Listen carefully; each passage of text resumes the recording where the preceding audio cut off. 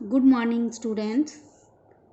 Today I am going to teach you the new chapter, the chemical reactions and equations. Now, I had earlier completed your our environment chapter and I hope कि आपने वो उसको अच्छी तरह याद कर लिया होगा. तो students, before starting this chapter, I want to recapitulate the few terms जो आपने पहले भी पढ़ी हुई हैं. तो ये एटम्स के बारे में, जैसे एटम का नाम सुना तो एटम क्या है? स्मॉलेस्ट पार्टिकल, है ना, of matter, smallest particle of the matter which में exist, which can not exist independently. तो ये इतना स्मॉल होता है एटम कि अगर हम एक ग्रेन लें ऑफ सैंड लें तो वो उसमें कितने एटम्स हैं? 5 × 10⁻⁹ एटम्स आते हैं. तो इतना स्मॉलेस्ट पार्टिकल है ये. ठीक है, स्मॉलेस्ट पार्टिकल ये आपको पता है. अब नेक्स्ट हम लेते हैं एलिमेंट्स. तो एलिमेंट्स भी आपको पता ही होगा कि ये क्या है? ये प्योर सबस्टेंस है which contains pure substance which contains similar kind of atoms. इसमें सेम काइंड के एटम होते हैं. ये एलिमेंट होता है. जैसे copper is the element, ferric is the element, aluminium, chlorine is the element, bromine is the element. तो इसमें सिमिलर काइंड ऑफ एटम्स होते हैं. अब कंपाउंड की बात करते हैं हम. तो कंपाउंड क्या है? कंपाउंड में हम डिफरेंट काइंड ऑफ एटम लेते हैं. डिफरेंट काइंड ऑफ एटम्स होते हैं और फिक्स्ड क्वांटिटी में, फिक्स्ड प्रोपोर्शन में होते हैं. जैसे कार्बन डाइऑक्साइड है तो ये क्या है? ये कंपाउंड है. कैल्शियम कार्बोनेट, ये क्या है? कंपाउंड है. तो इसमें क्या है? ये सेम एटम नहीं है, डिफरेंट एटम है. जैसे कार्बन डाइऑक्साइड है तो कार्बन का भी है इसमें, ऑक्सीजन का भी है. तो ये हो गया कंपाउंड. फिर एक टर्म आती है आपकी मॉलिक्यूल. तो मॉलिक्यूल क्या है? कि when 2 or more atoms combine they form molecule. ठीक है, ये सिमिलर काइंड भी हो सकते हैं तो डिसिमिलर काइंड के भी हो सकते हैं. जैसे एग्जांपल हो गई N2. तो N2 क्या है? ये मॉलिक्यूल है. क्लोरीन Cl2, तो इसमें क्या है? ये मॉलिक्यूल है. हाँ, अब जैसे आपको बताती हूँ मैं, जैसे क्लोरीन Cl जब है तो ये क्या है? ये एटम है. ये क्या हो गया? 1 atom. And when there is Cl2 तो ये क्या हो गया? 1 मॉलिक्यूल. ठीक, 1 मॉलिक्यूल है. ऐसे ही ब्रोमीन हो गया. Br is the 1 atom and Br2 is the जो है वो 1 मॉलिक्यूल. ये मॉलिक्यूल जो है वो 2 or more एटम्स. मॉलिक्यूल्स के बाद एक आता है आपका केमिकल फार्मूला. केमिकल फार्मूला क्या आता है कि ये जो एलिमेंट्स हैं तो हम इनको सिंपल फॉर्म में लिखते हैं कि अपनी स्टडी इजी के लिए हम इसको केमिकल फार्मूला दिया हुआ है. जैसे N2 जो है ये क्या है? Chemical formula of nitrogen. ठीक है, कैल्शियम कार्बोनेट ये क्या है? Chemical formula. और इसमें हमें क्या पता चलता है कि number of atoms present in A element. जैसे कि कितने इसमें एलिमेंट हैं और कितने इसके एटम्स हैं. जैसे कैल्शियम कार्बोनेट है तो इसमें कैल्शियम एक एटम है, कार्बन जो है दूसरा एटम है, और ऑक्सीजन जो हो गया वो तीसरा एटम. मतलब कितने एलिमेंट्स आ गए इसमें? कैल्शियम, कार्बन और ऑक्सीजन. और इसमें कितने एटम्स हैं? जैसे कैल्शियम का 1 एटम हो गया, कार्बन का 1 एटम हो गया और ऑक्सीजन के 3 एटम. ये केमिकल फार्मूला है. तो अब हम अपनी इस टर्म पे आते हैं, केमिकल रिएक्शंस. तो केमिकल रिएक्शन क्या होती है कि when 2 or more substances combine they form new substances which have entirely different properties. Chemical, जैसे हम एग्जांपल लेते हैं कर्ड, या फॉर्मेशन ऑफ कर्ड. तो ये कर्ड कहाँ से मिलता है? मतलब कर्ड कैसे बनता है? मिल्क से. तो क्या मिल्क जो है, मिल्क का कर्ड बन सकता है, लेकिन कर्ड का क्या मिल्क बन सकता है? नहीं। तो ये क्या हो गया? केमिकल चेंज है। इसमें क्या है? Chemically they are reacted. जैसे और एक मैं एग्जांपल लेती हूँ, कार्बन प्लस ऑक्सीजन, तो ये क्या बनती है? Carbon dioxide. तो इसमें carbon and oxygen they form carbon dioxide and this is the chemical reaction. This is chemical reaction. और जैसे ले लो हाइड्रोजन प्लस क्लोरीन, तो ये क्या बनता है? Hydrogen chloride. तो ये क्या होगी? केमिकल। इसमें मतलब जो न्यू सबस्टेंस बन रहा है उसकी प्रॉपर्टीज जो हैं that are totally different from the initial substances. इसमें मतलब नेचर और आइडेंटिटी जो है इनिशियल सबस्टेंसेस की वो चेंज हो जाती है। ये होगी केमिकल। ये प्रोसेस है केमिकल चेंज जो है, वो उस प्रोसेस को हम बोलते हैं केमिकल रिएक्शन। अब फिजिकल चेंज भी पढ़ी हुई है आपने, जैसे physical change melting of ice है, तो ये क्या है? जो है फिजिकल चेंज है इसमें, लेकिन इसमें केमिकल चेंज हो रहे हैं। ये हो गया केमिकल रिएक्शन। अब केमिकल रिएक्शन में एक टर्म आती है रिएक्टेंट। रिएक्टेंट्स क्या होते हैं? कि जो सबस्टेंस जो है केमिकल रिएक्शन में रिएक्ट करते हैं उनको बोलते हैं हम reactants. Reactants those which take part in the reaction, which take part in the reaction, those substances which take part in the reactant. जैसे इस वाली मैंने एग्जांपल देखो तो इसमें कार्बन प्लस ऑक्सीजन है, तो कार्बन और ऑक्सीजन क्या हो गए? रिएक्टेंट।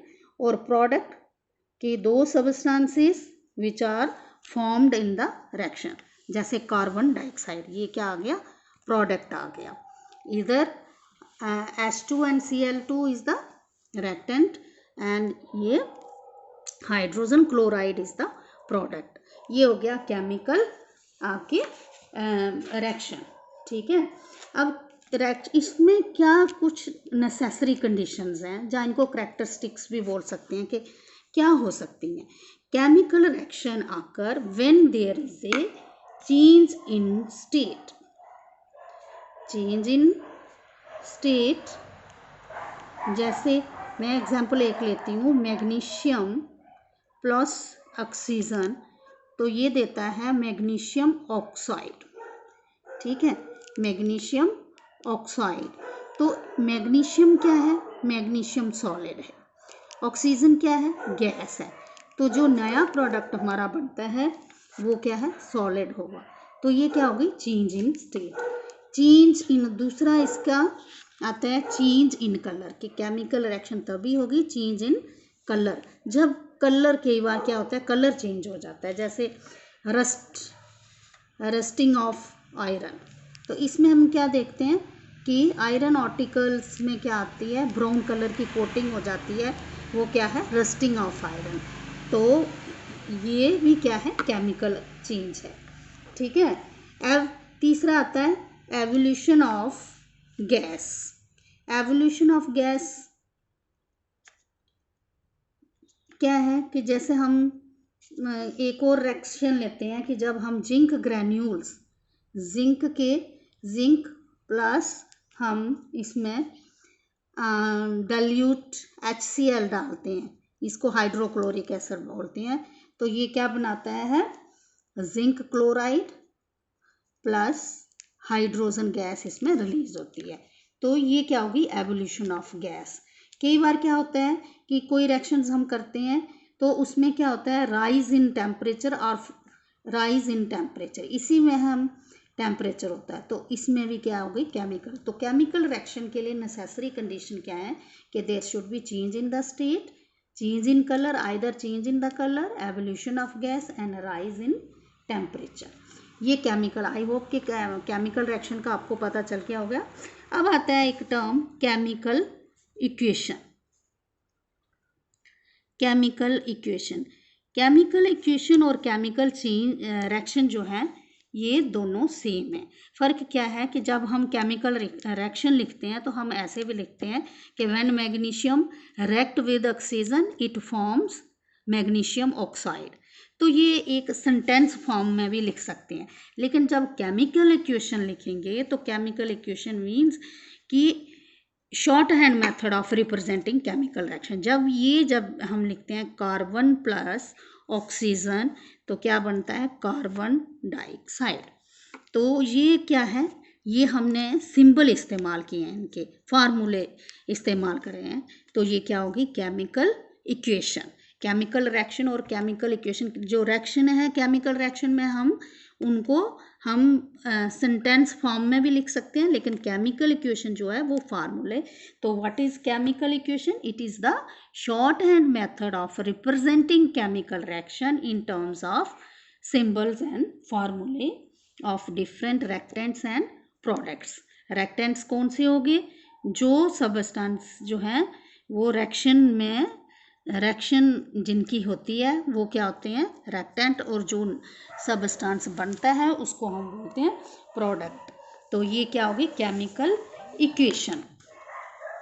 अब केमिकल इक्वेशन कई बार हम आपकी बुक में होगा कि जैसे हम लेते हैं कि कार्बन प्लस ऑक्सीजन, तो ये क्या देता है, कार्बन डाइऑक्साइड।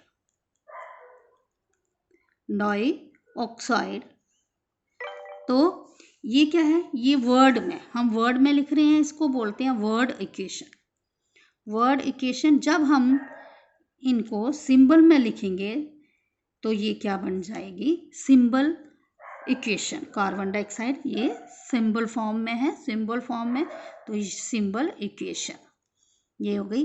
केमिकल इक्वेशन क्या होती है कि जब हम किसी भी रिएक्शन को रिप्रेजेंट करते हैं इन टर्म्स ऑफ सिंबल और फॉर्मूले, तो उसको हम क्या बोलते हैं, केमिकल इक्वेशन। ऐसे ये भी केमिकल रिएक्शन है, लेकिन कई बार हम रिएक्शन को हम वर्ड फॉर्मेशन में या सेंटेंस फॉर्मेशन में भी लिख लेते हैं। अब steps of writing chemical equation. Chemical equation के लिए कौन से स्टेप्स हैं, मतलब कि how we will write the chemical equation. तो पहला जो है कि हम इसमें क्या लिखते हैं कि जो हमारे रिएक्टेंट्स हैं वो क्या है, always written on the left hand side. ठीक है, the symbols and the formulae of reactants are written on left hand side. हमेशा जो रिएक्ट कर रहे हैं, जो चीज़ें हम मिक्स कर रहे हैं, वो उनको हम लेफ्ट हैंड, अगर इनको हमने रिप्रेजेंट करना है केमिकल इक्वेशन में, तो इसको हम जो रिएक्टेंट्स हैं उनको हम लेफ्ट हैंड साइड में। जैसे कोई भी एग्जांपल ले लो, जैसे हम लेते हैं जिंक प्लस सल्फ्यूरिक एसिड, तो ये क्या देता है, zinc sulphate plus hydrogen gas. तो जिंक का हम सिंबल लेते हैं Zn, सल्फ्यूरिक का हम लेते हैं H2SO4, तो ये क्या देता है, ZnSO4, ये जिंक सल्फेट हो गया, और H2 is the symbol of ये हाइड्रोजन गैस। तो जिंक सल्फेट। अब जिंक एंड जो सल्फ्यूरिक है ये हम कहाँ लिखते हैं, लेफ्ट हैंड साइड में। ये रिएक्टेंट्स हैं, इनको हम left hand and put plus sign between them. जब भी कोई भी कितने भी रिएक्टेंट्स 2 भी हो सकते हैं, 1 भी हो सकता है, मोर भी हो सकते हैं, तो उनमें हम क्या करेंगे, प्लस साइन पुट करेंगे। तो reactants are always written on left hand side and products are always written on right hand side. ठीक है, और तीसरा स्टेप क्या आ गया कि हम एक एरो का मतलब होता है गिव्स, मतलब कि when zinc is reacted with the sulphuric acid it gives. तो एरो पॉइंट करता है, क्या करता है कि प्रोडक्ट क्या बना हमारा। तो एक हम reactant between reactants and products we put arrow in between arrow का। तो जब भी रिएक्शन लिखनी है तो एरो बीच में हम डालेंगे। तो और उसका जो हेड पोर्शन है वो always point towards the product के प्रोडक्ट। ये इसके स्टेप हो गए कि पहला स्टेप क्या आ गया कि जो रेक्टेंट्स हैं उनको हम लेफ्ट हैंड साइड लिखते हैं, जो प्रोडक्ट्स हैं उनको हम राइट हैंड साइड लिखते हैं और इनके बीच में हम प्लस का साइन डालते हैं। दूसरा कि जो है एरो बीच में डालते हैं और तीसरा क्या है कि जो एरो है वो हमेशा प्रोडक्ट्स की तरफ पॉइंट करेगा। ये आ गया आपका केमिकल इक्वेशन। अब आप अगर मैं आपको लेती हूँ कि बैलेंस्ड केमिकल इक्वेशन क्या होती है। बैलेंस्ड केमिकल इक्वेशन, तो बच्चे जब balanced chemical equation when number of atoms of reactants and products are equal, तो वो क्या होती है बैलेंस्ड इक्वेशन। जैसे एग्जांपल लेते हैं कि क्या वो बैलेंस्ड इक्वेशन क्या हो गई, the chemical equation in which the number of atoms of each element on the two sides of the equation are equal is called balanced chemical equation. यही जिंक की ही ले लेते हैं। Zn प्लस H2SO4 को हम जब करेंगे तो ये जिंक सल्फेट बनाएगा और क्या बनाएगा ये हाइड्रोजन। तो ये हो गई कि अब हम इसमें देखते हैं कि क्या दोनों साइड के जो हमारे एटम्स हैं वो इक्वल हैं। तो Zn एक SO4 H2, तो ये क्या है एक बैलेंस्ड इक्वेशन हो गई कि number of atoms on both sides are equal. कई बार क्या होता है कि दोनों साइड जो है नंबर ऑफ एटम्स इक्वल नहीं होते हैं, तो उसको हम बोलते हैं unbalanced chemical equation. Unbalanced chemical equation जैसे the equation in which the number of atoms of different elements is not equal on the two sides of the equation is called unbalanced. और इसको हम अनबैलेंस्ड की एक example ले लो, जैसे unbalanced chemical equation,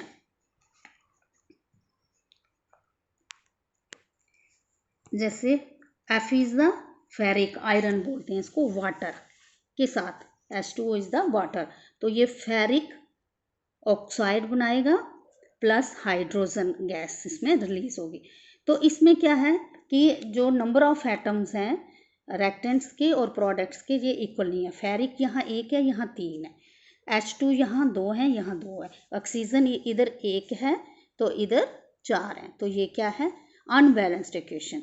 तो ये क्यों हम बैलेंस करते हैं कि ये आपने मास ऑफ कंजर्वेशन पढ़ा होगा कि जब भी रिएक्शन होगी तो mass on both side reactants and products का जो है वो इक्वल होगा। ठीक है, तो ये हो गई अनबैलेंस्ड केमिकल इक्वेशन। ठीक है, अनबैलेंस्ड केमिकल इक्वेशन को हम स्केलेटल इक्वेशन भी बोलते हैं। स्केलेटल इक्वेशन भी ये याद रखना आपने।